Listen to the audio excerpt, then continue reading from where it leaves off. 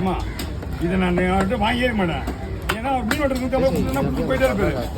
சரி அவருக்கு வேணான்ற பொருளை நம்ம எதுக்கு தேவையில்லாம வச்சுக்கோங்க. நம்ம கிட்ட வந்து எப்படியும் வாங்கி போடுவாங்க யாராவது எப்படி 100 ரூபா கம்மி கொடுக்க மாட்டேன். நமக்கு தேவை வெட்டுக்கூலி, எக்ஸ்ட்ராலாம் காசுலாம் வச்சு கொடுக்க கிடையாது.